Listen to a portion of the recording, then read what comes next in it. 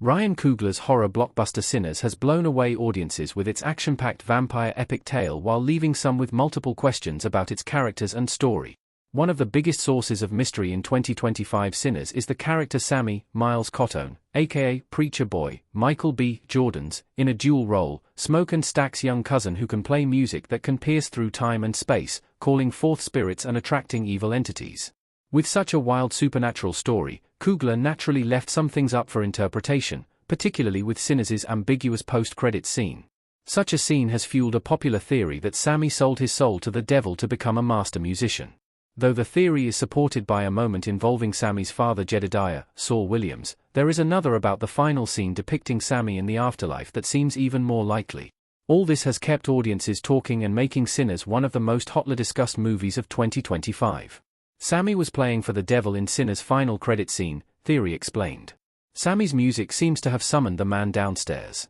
Miles Cotone as Sammie, Preacher Boy, more playing guitar in Club Duke in Sinners.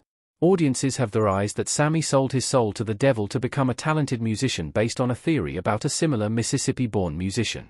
This Sinners theory is based on the legend of musician Robert Johnson, widely known as the King of Delta Blues.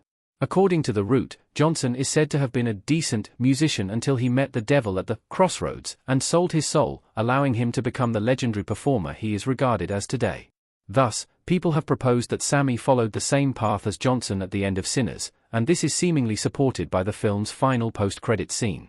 After playing "This Little Light of Mine" in the church, Sammie looks off-screen and seems to smile at someone. Since Sammie's music has the power to conjure spirits and attract demons, it is possible that this performance summoned Satan himself, allowing the former to make the deal he needed to succeed as a musician, leading to his fame and fortune decades later. Warnings from Sammie's father fit with Sinners' devil theory. The film seems to foreshadow Sammie's deal with the devil. People in a church in Sinners.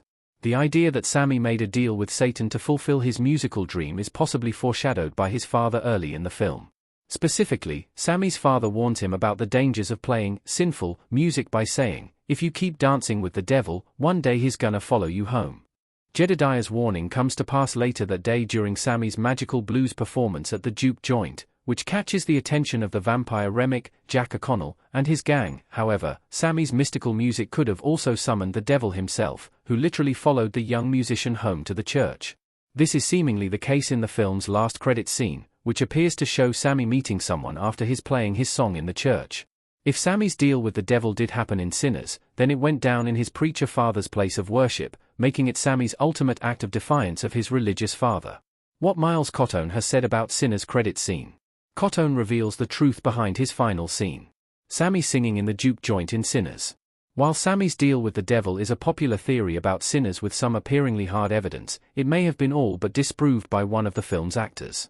Following the premiere of Sinners, Sammie actor Miles Cotone spoke to GQ in an interview centered around his performance and key scenes in the film, which shines a little light on that ambiguous post-credit scene. Cotone claims that Sinners' final scene was shot early in the film's production, saying it was going to feature Sammie looking at his father after playing the song.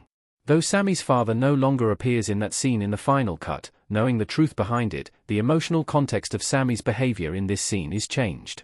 As a result, any theories about Sammie partaking in a Faustian bargain at the end of the film have been struck down. Is Sinners' second credit scene set in the afterlife? It appears Sammie is playing at the crossroads. Another well-known theory about Sinners is that the post-credit scene actually shows Sammie playing his song in the afterlife.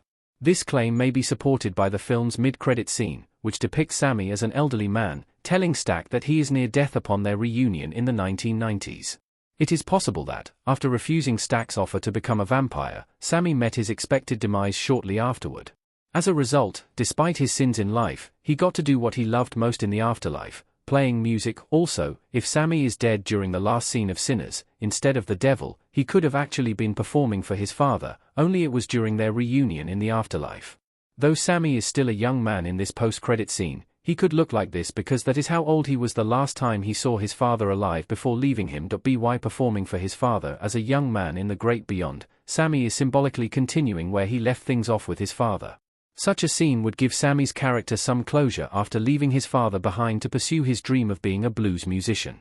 Based on Sammie's expression in the final shot, he seems to have finally reconciled with his father, making for a happy ending to a horrifying feature. In the end, like all great works of art, Sinners can be seen in many different ways. Sammie has been interpreted as the profiteer of a deal with the devil, the kind of monster that tried to kill him and his loved ones at the juke joint. Such a bargain somewhat undermines his decision not to become a vampire. However, it is also likely that Sammie died and got to perform for his father after a long, hard life away from him.